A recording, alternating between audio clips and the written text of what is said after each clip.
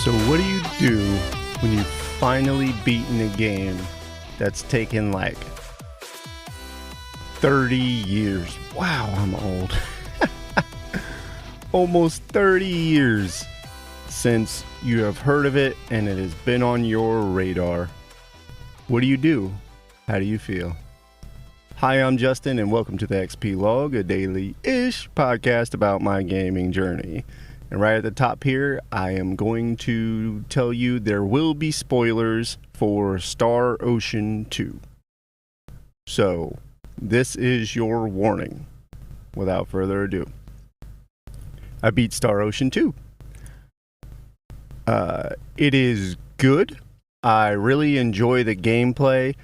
I played Star Ocean second departure R, second story R. So it's the remaster. I'm not sure what Square's calling it. It's a remake, I'm pretty sure. But in the same stylings with the 2.5D. And that junk is really cool. I really did enjoy that.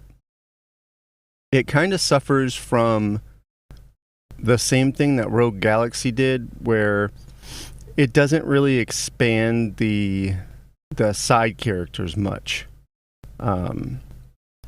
It does more than Rogue Galaxy, or maybe I just missed it in Rogue Galaxy. But I'm sure I missed some private actions and stuff like that. And I didn't do the friendship thing, so maybe that maybe the bonding and all that stuff kind of expands all that. But yeah, it feels great. It feels crazy for that not to be on my list anymore. Now I got to do till the end of time, huh? Not this time.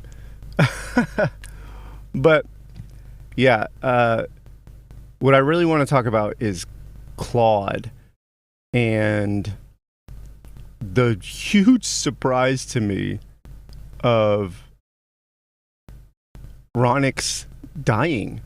I thought that they were going to come back and be like, oh yeah, that didn't actually happen, or that was a different timeline or something. Nah, man. Nah, Ronix from the first game's dead. He got blown up right in front of his son by some questionable archangel type. Oh man. Archangel types. Why is that hard for me this morning? Who knows? Yeah, it was crazy. And then to think of all the unsaid things for Claude and stuff like that. Like he had some tension with his pops. He was trying to be his own man and stuff like that, and he felt like he was growing up in his shadow and people didn't respect him for himself and stuff like that. And, you know, he resented his father for it and stuff. And they kaboomed him, man. They killed him. And he could never get closure on those feelings. Hi, I'm Justin and welcome to the XP Log, where we love to talk about feelings. But yeah, seriously though, that's a big hit, and it was a big surprise, and I do enjoy that part of the character development. Nobody else really developed too much. So the ending I got, the reporter, I can't remember her name, started with a CH. The reporter just kind of walks around and feels lost, I guess. And then Celine, she's in a library or something, and she doesn't do much. But Leon and Priestess, they interact together. They're together. They're building they're building inventions together or whatever. And they have a little bit of a heartwarming-ish scene together.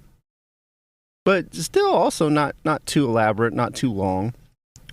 But then you get Reyna and Claude's ending. And I don't know if they were in outer space or what exactly like the setting was, but it's pretty short. And he says he hates when he has to leave her because he has training or something like that. So obviously he's still doing, the Federation. Is it a Federation? Whatever. He's still doing that thing, the space stuff, the spacefaring stuff, and she drops the bomb that she's pregnant. And she gonna have the baby. By the time he gets back, he'll be a father. So I said, how long is he gonna be gone, yo? Apparently, it's gonna be a while.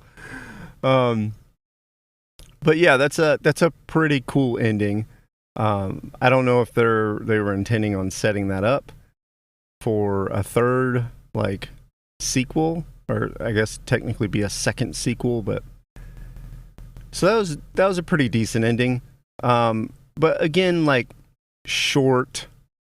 The big payoff was running through the boss gauntlet and taking out all the bosses and stuff like that, and that was pretty epic. Basically, fighting the 10 wise men, almost all back to back to back. That was pretty cool. Those fights weren't bad. They weren't hard and they weren't super easy, so I appreciate that. As far as end game, I didn't do none of that. I got other stuff on the radar to play. But yeah, so it feels great. It took me so long to beat that, and the scope of it and all that stuff for I'm just going to say PlayStation 1 game, because I'm not entirely sure what all the second one came out on. For a PlayStation 1, is pretty big. They did fairly well. I like the second act where it's more, it leaned more into its sci-fi roots. I really do appreciate that. But yeah, have you beaten a game that's been on your radar for what seems like ever? And how do you feel about it? Leave that in the comments in YouTube and Spotify, please. And I'm not sure what my next game was. It was going to be Kena, Bridge of Spirits, but I don't know. I was playing it and I'm not feeling it super much. So we might be in video game limbo for a little while, and be bouncing back and forth between a few. But yeah, I will figure that out. And if you have any suggestions, leave those with your comments, please. Anyways, that's all the time I have today. I hope you have a great one. Thanks for listening. Peace out.